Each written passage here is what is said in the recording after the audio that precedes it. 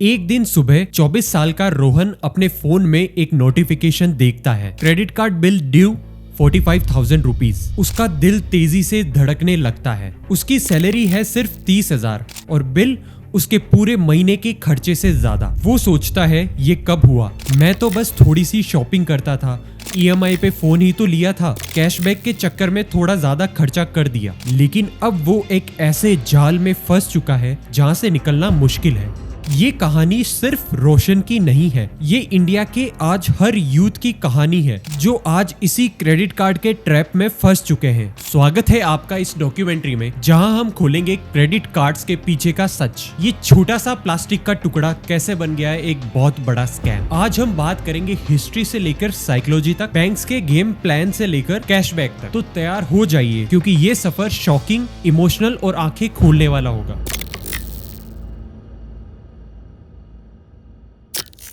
बात है 1950s की, जब अमेरिका में एक बिजनेसमैन फ्रैंक मैकनमारा एक रेस्टोरेंट में अपने बीवी के साथ खाना खा रहे थे। बिल आया लेकिन उनके पास कैश नहीं था क्योंकि वो अपना वॉलेट घर पे भूल चुके थे। वो बहुत ज्यादा शर्मिंदा हुए। फिर उन्होंने सोचा, क्या हम ऐसा सिस्टम नहीं बना सकते जहां कैश की जरूरत ही ना हो। वहां से जन्म हुआ डाइनर्स क्लब क्रेडिट कार्ड का, दुनिया का सबसे पहला क्रेडिट कार्ड। ये आइडिया इतना हिट हुआ कि 1958 में American express, visa, master card जैसे बड़े प्लेयर्स भी आ गए। इंडिया में ये कहानी शुरू हुई 1980s में, जब सिटी बैंक ने अपना पहला क्रेडिट कार्ड लॉन्च किया। तब ये सिर्फ अमीर लोगों के लिए एक स्टेटस सिंबल था, पर आज रिजर्व बैंक के एक डेटा के अकॉर्डिंग फरवरी 2024 तक इंडिया में 10 करोड़ से ज्यादा क्रेडिट कार्ड्स एक्टिव हैं। ये एक लग्जरी से नेसेसिटी बन गया है। पर सवाल ये है, क्या ये हमारी जिंदगी आसान कर रहा है या फिर हमें एक अंधेरे कोने में धकेल रहा है?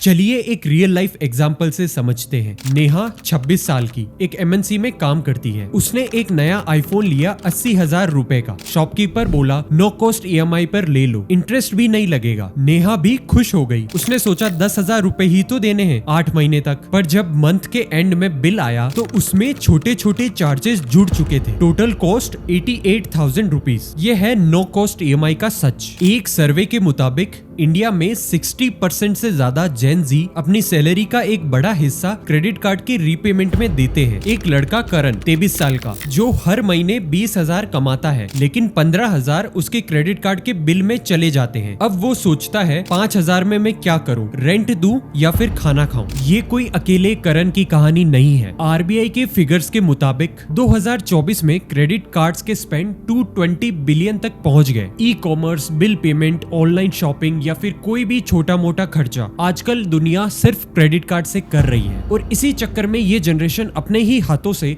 अपना बजट बर्बाद कर रही है। और जब रीपेमेंट्स की बात आती है तो यही इंटरेस्ट रेट्स 18 से 42% तक पहुंच जाते हैं। एक छोटा सा खर्चा एक बड़ा बोझ बन जाता है। अब जरा साइकोलॉजी की बात करते हैं। जब भी हम कोई कैश पेमेंट करते हैं तो हमारे दिमाग में पेन ऑफ पेइंग फील होता है। पर क्रेडिट कार्ड वो तो एक मैजिकल वॉन्ड है। स्वाइप किया, खर्च किया और कोई भी दर्द नहीं। ये फिनोमिना कहता है कि प्लास्टिक मनी से 20 से 30% ज्यादा हम क्रेडिट कार्ड से खर्चते हैं क्योंकि ये हमें रियल नहीं लगता। एक और बात, डोपामिन रश। जब हमें कैशबैक मिलता है या फिर EMI पे कुछ बड़ा लेते हैं तो हमें डोपामिन रश फील होता है। जेन जी इस डोपामिन के पीछे भागते हैं और बैंक्स ये चीज जानते हैं। वो ये इंस्टेंट ग्रेटिफिकेशन का लालच देते हैं, अभी खरीदो बाद में सोचो। बिल के ऊपर बिल चढ़ जाता है।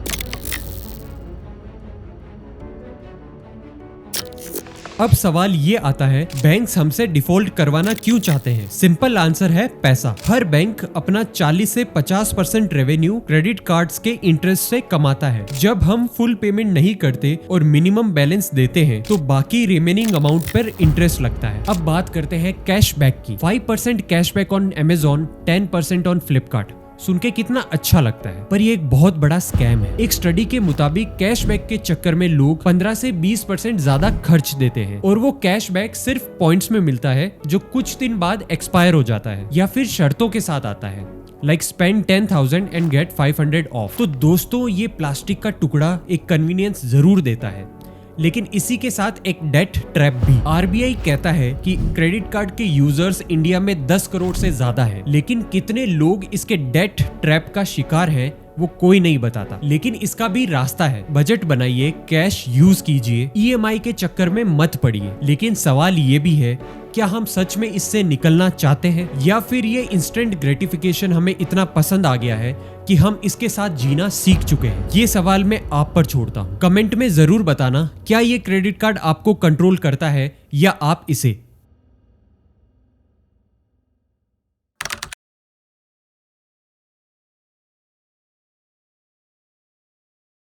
Thank you so much for watching this video. अगर आपको ये वीडियो पसंद आती है तो अपने दोस्तों को, अपने फैमिली मेम्बर्स को शेयर करें और इस चैनल को भी सब्सक्राइब करें।